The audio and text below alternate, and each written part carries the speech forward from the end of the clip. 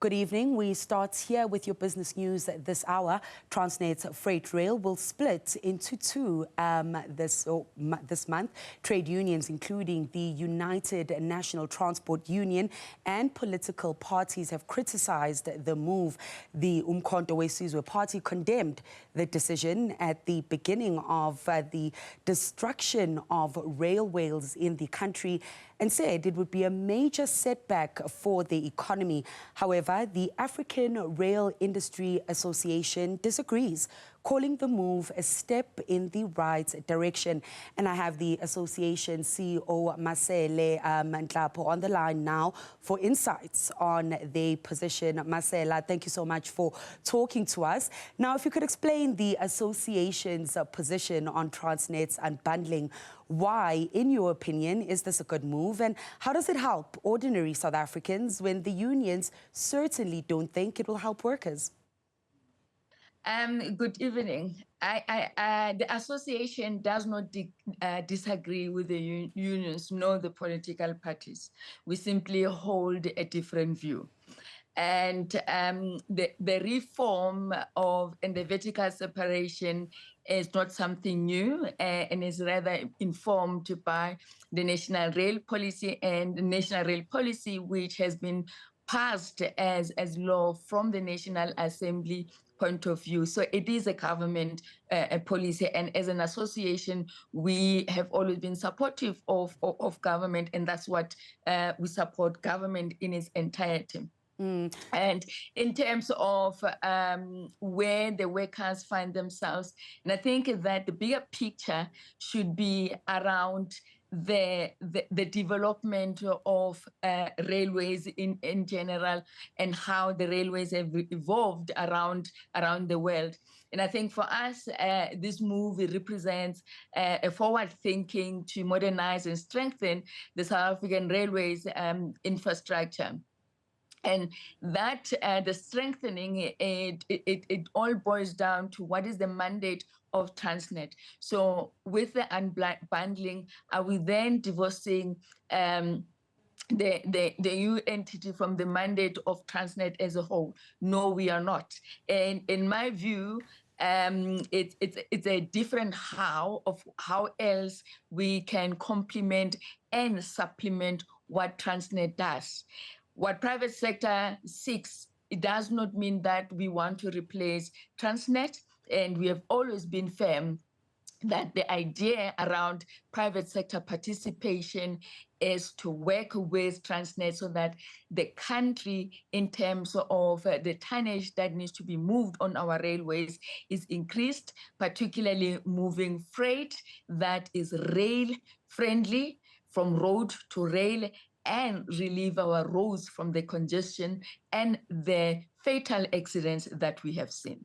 And let's talk a little bit about that private sector participation. Billions needed, of course, to upgrade Transnet's infrastructure. What sort of investment is currently needed, and will then the unbundling help to cut that bill? The unbundling is more on attracting private sector investment. For third-party access to work, you would need to have an independent infrastructure manager that would be responsible of ensuring that there is fair play amongst the operators, which would be public and private operators. So that's where the unbundling plays a significant role. But further to that, the investment that is required needs to go into the infrastructure.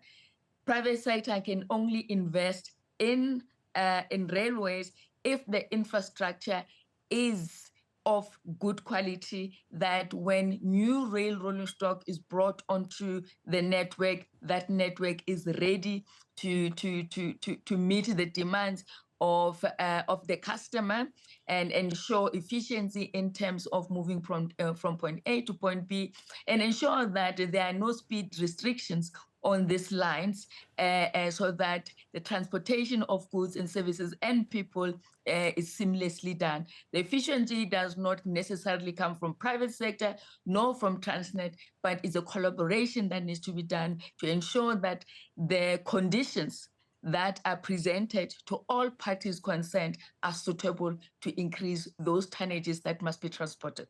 And just where would that investment come from, to get that efficiency back on track? Where does the association see possible partners for that investment? I'm a Pan-Africanist, and I believe in the vision of Africans, and I believe in Africans funding their own development. And in my thinking, I'm looking at having where do we have most of the money lie around in South Africa, and where the labor may also participate in this environment. We know that many unions have investment arms. If the unions, I don't know if the unions have thought about being investors into this type of transaction, going together with Transnet and then investing the workers' money in those projects. You have the government pension fund, of which the same workers that we saying that they will be disadvantaged. Why can't money from the GEPF, which is workers' money, be used to bring that capital into Transnet? Because the workers will then benefit by retaining their employment, but also they will have a direct benefit when they retire. So it's money that we have, money that could be used differently. And GPF and through the workers, they need to decide that, are we going to use our pension money to fund malls or properties and all that? Do we want to look at investing our hard-earned money, which benefits the workers, into the reform that is taking place? And I think with that suggesting and looking where the funding comes from, most parties would be supportive of this investment that needs to come in. And I want to repeat again that we always have to remember, why are we doing this? Why are we going through this reform? One, to strengthen the economy, complement and support what Transnet does. And in closing, it's all about the people. Whatever decisions we take, it must take care of the workers, the people of this country, because ultimately the Transnet does not belong to the individuals within Transnet, but they are merely the representative of the people of South Africa. So Transnet needs to make the decision in the best interest of South African, with the extension of that of government.